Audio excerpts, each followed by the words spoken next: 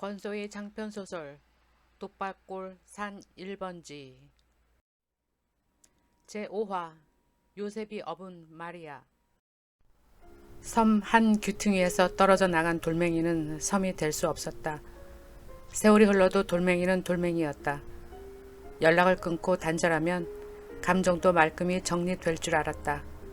30년 만에 밟은 한국 땅에서 벅차오르는 감정을 느끼게 될 줄은 몰랐다.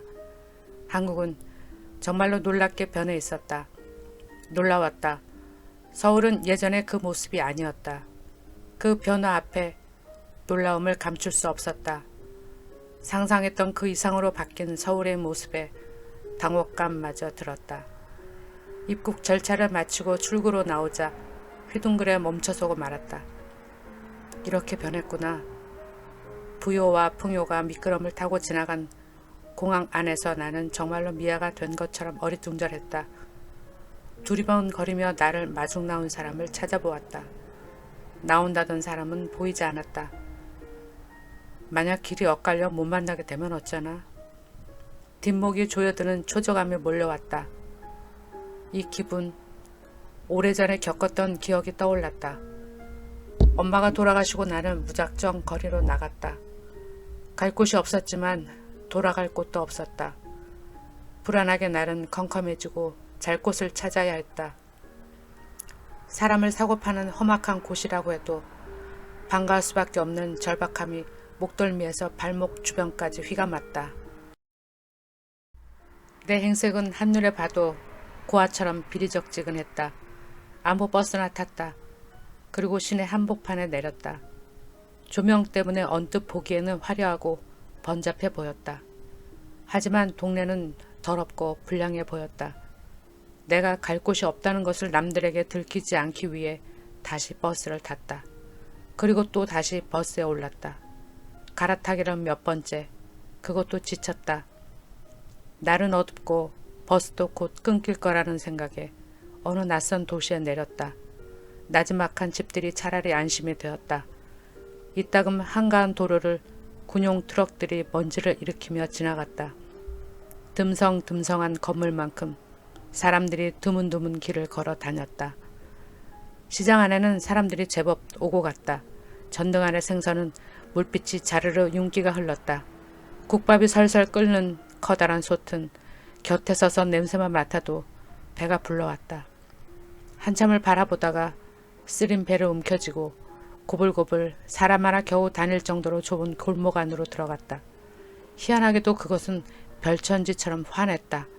색색깔의 한복을 입은 여자들이 신부처럼 웃고서 나를 기다리고 있었다. 나는 화려한 한복색에 홀려 그곳으로 들어갔다. 그곳에선 웅크린 나를 내쫓지 않고 먹을 것을 주었다. 야, 너 집 나왔냐? 근데 네 손에 들린 건 뭐냐? 수은장이요. 수은장? 누가 탄 건데? 아버지요. 네 아버지가 훌륭하실까 보다. 근데 왜 집은 나왔냐? 야, 웬만하면 돌아가라. 이곳은 너같이 어린애가 올 곳이 못 돼. 아이, 그냥 제 발로 들어온 건데 받아들여. 살 곳이 못 된다던 그것도 사람이 살아가기는 마찬가지였다. 차이가 있다면 남들은 숨어서 하는 일들을 그들은 드러내놓고 했을 뿐이다. 그들은 부끄러움도 없이 훌렁훌렁 한복을 벗어댔다. 그곳의 여자들은 속옷 차림으로 밥을 먹고 팬티 차림으로 마루에 앉아 있었다. 오히려 조각난 손수건 같은 속옷이 거추장스럽게 여겨졌다. 맨몸으로 생활하는 그곳의 여자들을 보며 나도 그들처럼 벗고 싶었다. 겉옷을, 죄의식을, 피해의식들을. 너 현행범과 일반인의 차이가 뭔지 알아? 바보, 그것도 몰라. 그건 범의 현장을 들켰냐 안 들켰냐야. 들키면 감옥에 가고 안 들키면 거룩하게 사는 거지. 사람들이 죄를 짓고 살지만 모두 다 교도소를 가는 건 아니야. 왜냐? 안 들켰으니까. 재수없이 들키는 놈만 범인이 되는 거지. 그러니까 너도 들키지 않도록 조심해. 아예 처음부터 죄를 안 지으면 들키지 않으려고 애쓰지 않아도 되잖아요. 어쭈? 그렇지. 그건 그래. 야, 세상에 죄 안 짓고 사는 사람이 어딨어. 네가 아직 어려서 모르나 본데 너는 그게 가능하다가 보냐? 맞는 말이다. 나야말로 죄를 피해 달아났는데 안 그런 척하며 살았다. 평생을 피해의식에 시달렸던 나였다. 행여나 들킬까봐 아예 한국을 떠났는데 30년 만에 과거 속으로 다시 돌아왔다. 이젠 양미래로 돌아가야 한다. 조앤 플리시죠? 이쪽으로 오시죠. 정장을 말쑥하게 차려입은 한 남자가 내가 끌고 있는 카트를 넘겨받아 끌었다. 아, 안 하실까봐 무지 걱정했어요. 그러셨어요. 죄송합니다. 미리 대기하고 있어야 했는데 우선 숙소로 안내해 드리겠습니다. 이따 오후에는 정부 인사들과 간담회와 기자회견이 준비되어 있습니다. 내일은 문광부 장관과 오찬을 하셔야 하고요. 아, 알겠습니다. 그런데 제가 지금 좀 정신을 차릴 수가 없군요. 일정은 조금 있다가 말씀해 주세요. 약을 좀 드릴까요? 아, 아니에요. 아직 적응이 되질 않아 어색해서 그런 겁니다. 그런데 기자회견에 준비할 것들은 무엇이 있나요? 의례적인 질문 들을 테니 그리 신경 안 쓰셔도 되지만 앞으로 준비할 일에 대해 질문을 할 겁니다. 실은 서울의 어느 장소를 찍어야 할지 아직 결정하지 않았거든요. 그럼 비밀이라고 말씀하시면 되겠네요. 그렇군요. 문광부에서 나를 위해 정해놓은 숙소는 홍제 전철역 부근 스위스 그랜드 호텔이었다. 숙소를 불광동 부근에 마련해 달라고 부탁할 걸 그랬나? 왜? 쓸데없는 생각이라고 이내 생각을 고쳐먹었다. 그곳에 가야 할 이유가 없다. 나는 조앤 플린이고 세계적인 사진 작가이며 한국 정부의 초청으로 한국에 나와 있는 거라고. 내가 과거에 어떤 사람이었는지 드러낼 이유도 없을 뿐더러 결코 드러나서도 안 되는 일이다. 그런데 이 기분은 뭔가 생각을 집중할 수도 안정을 취할 수도 없는 이 불안함은 불에 달궈진 돌멩이를 밟고 쩔쩔매는 기분이다. 오른발 왼발 뜨거움을 옮겨보지만 열기는 몸 안에서 화끈거렸다. 나는 누구인가? 내 머릿속은 온통 그 물음뿐이다. 조앤 플린, 수잔 필립, 아니면 조앤강? 무슨 이름이 됐든 정말로 나는 누구인가? 회견장에 모인 기자들은 정말로 내가 누구인지, 과거에 내가 어떤 이력을 지녔는지도 모르면서 프레시를 터뜨리고 질문을 쏟아내기 시작했다. 선생님께서는 도시의 순례자라는 닉네임을 얻을 정도로 인권 사각지대를 사진에 담는 사진작가로 유명한데 유난히 그런 주제를 택하는 특별한 이유가 있으신가요?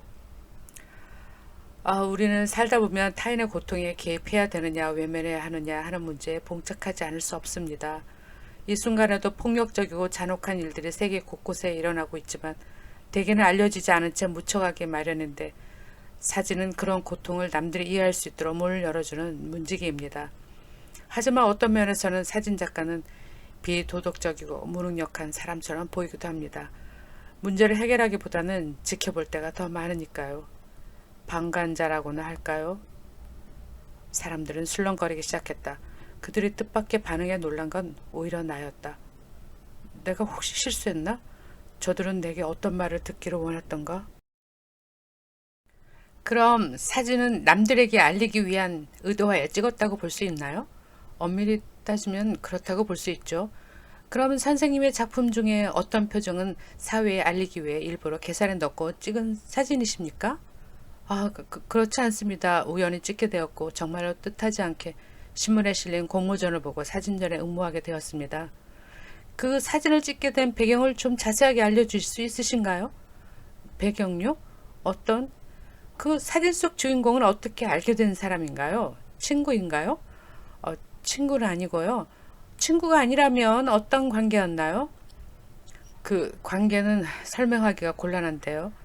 배경을 설명하시지 못하시는 이유가 있습니까? 그 사진이 연출이라는 말도 있던데 그 부분은 어떻게 설명을 하실 수 있으신가요? 연출이요? 입을 다물었다. 내가 입을 다물어 버리자 사람들은 또다시 웅성거리기 시작했다. 난 그 순간 깨달았다. 내가 지금 두려워했던 일과 직면했음을. 미끄러져 흘러내리는 안경을 손으로 축혀 올렸다. 그들은 지금 내가 과거의 X축이었냐, Y축이었냐를 끄집어내려고 하고 있었다. 물론 작품에는 배경이 작용하는 건 사실입니다. 어떤 사람에겐 문화가 그 배경이 될 수 있겠고 어떤 사람에겐 종교가 그 역할을 할 수도 있을 겁니다. 그것이 일관되게 표현될 때 스타일이라는 하나의 흐름을 형성하는 것도 사실입니다.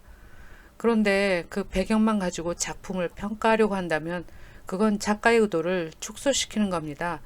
물론 제 작품에도 공간적인 배경과 시간적인 호흡이 존재하죠. 하지만 그건 지극히 개인적인 일이라서 밝히고 싶지 않은 것뿐입니다. 그리고 여러분은 지금 플리처상의 권위를 끌어내리고 있습니다. 그건 어떤 이유로도 용납이 안 되는 부분이에요. 제 작품이 연출됐다고 여겨지면 직접 주최 측에 저희 수상에 대해 이의를 제기하십시오. 이런 식으로 사람을 몰아가는 것은 명예훼손에 해당하는 일이며 대답할 일고의 가치가 없다고 생각합니다. 죄송합니다만 오늘의 기자회견은 이것으로 끝내겠습니다. 저는 여러분께 보여줄 게 없습니다. 저에 대해 알고 싶으시면 제가 찍은 사진을 보십시오. 그곳에 저희 언어가 있습니다. 더는 그 자리를 지키고 있을 수가 없었다. 비겁하지만 조앤 플린이라는 가면을 지금 벗을 수는 없는 일이다. 내가 겸연쩍은 미소를 지으며 자리에서 일어나자 기자들은 술렁거렸다. 그리고는 일제히 방금 질문한 기자에게 비난의 야유를 보냈다. 뭐하러 쓸데없는 질문을 해서 파장을 만들어? 내빈석에 앉아있던 초청 인사들도 떨떠름한 표정을 지으며 내가 내미는 손을 잡았다.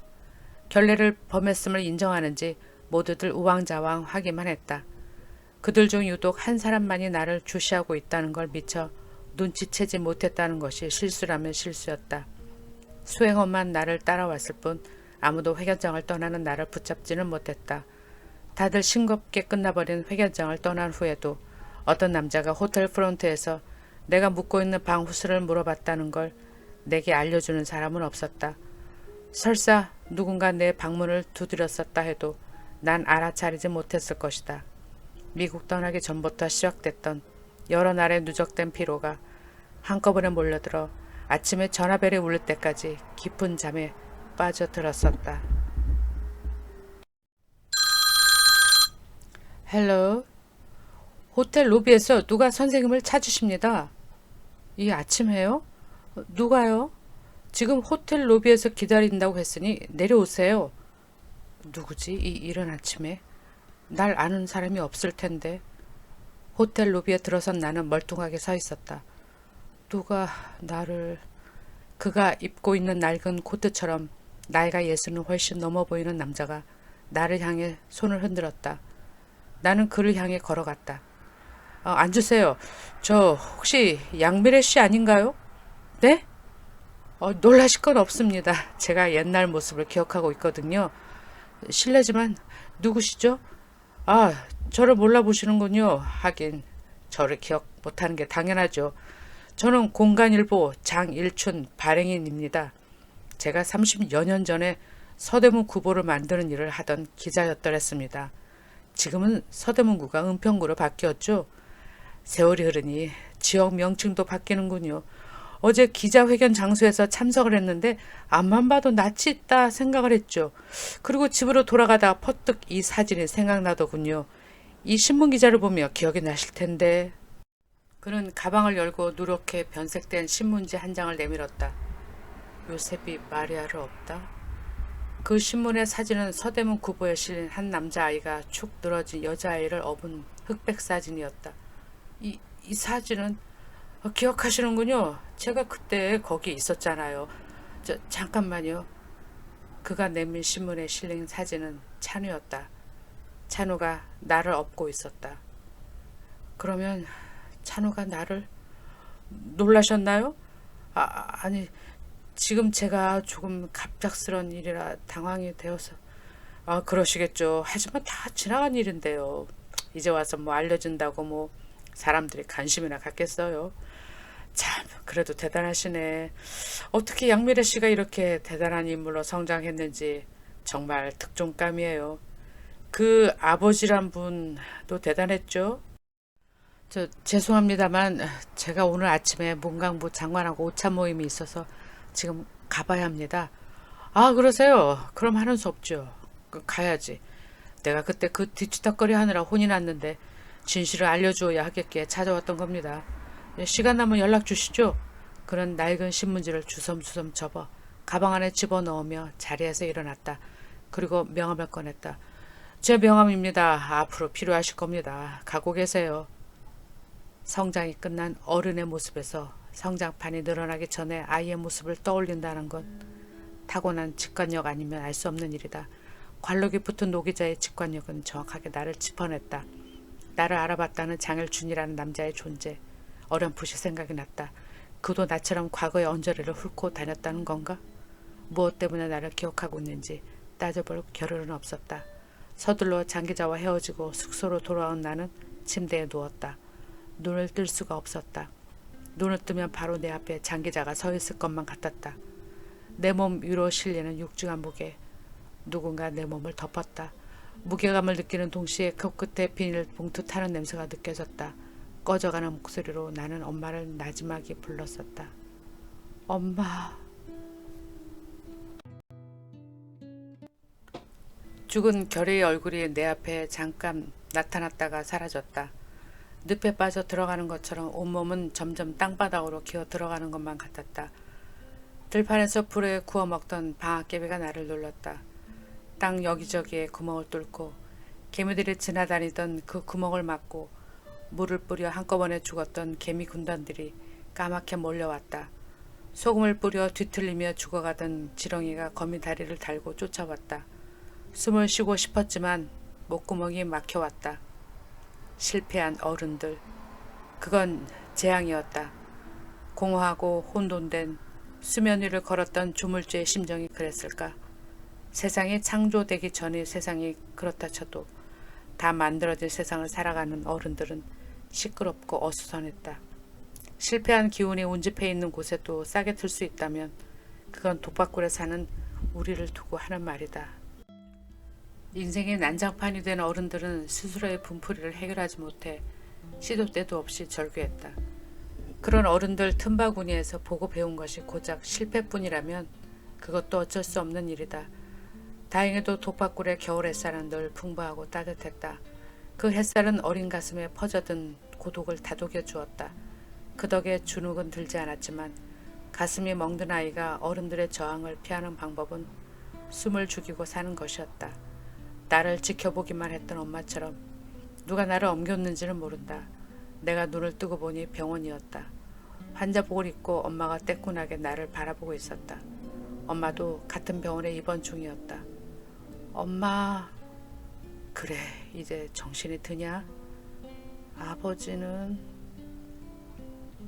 엄마, 아버지가 목사님께 칼을 휘두르고 불을 질렀어. 내 죄가 크구나.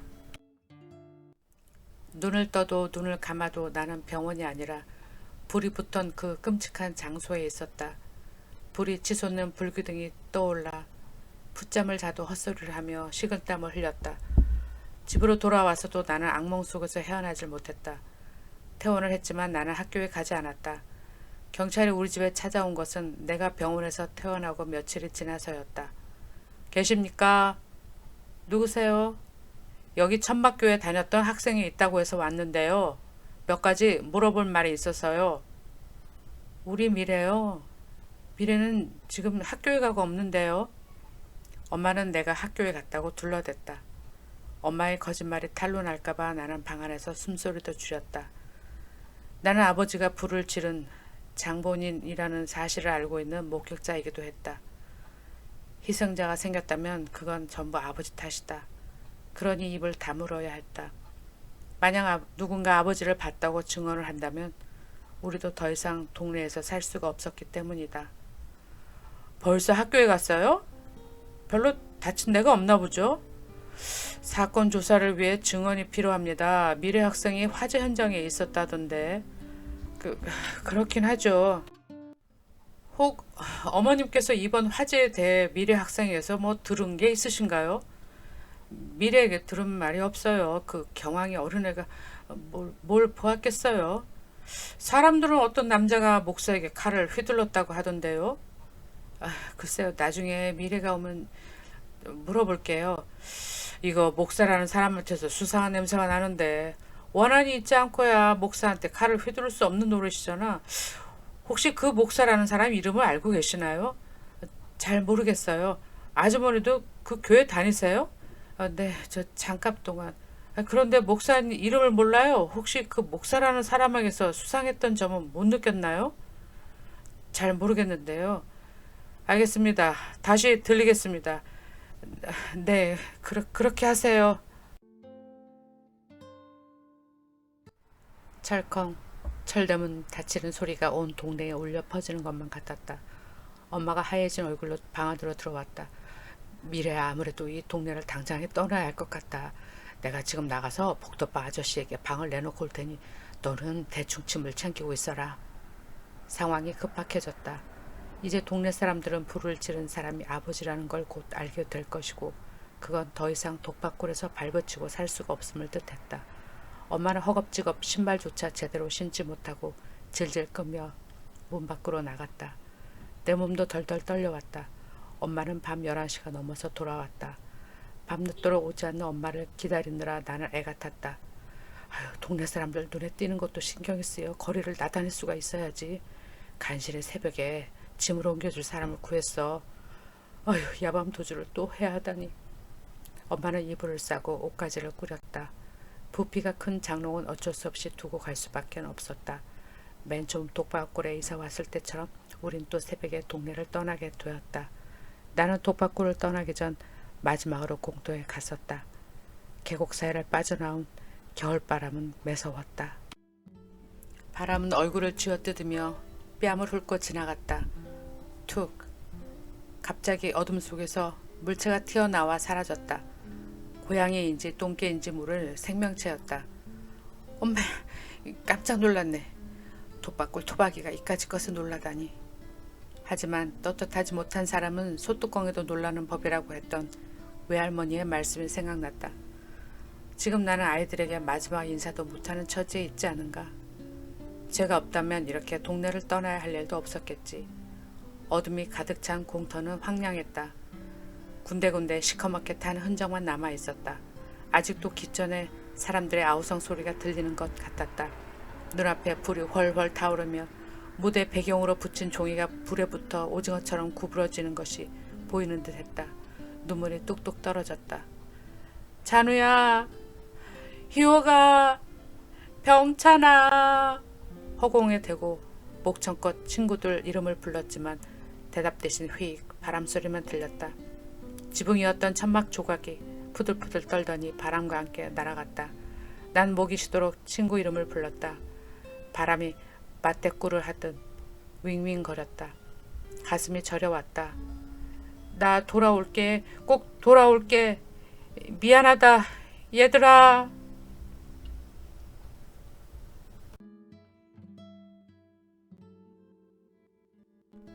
다음은 제6화 꿈꾸는 사마리아인이 이어집니다.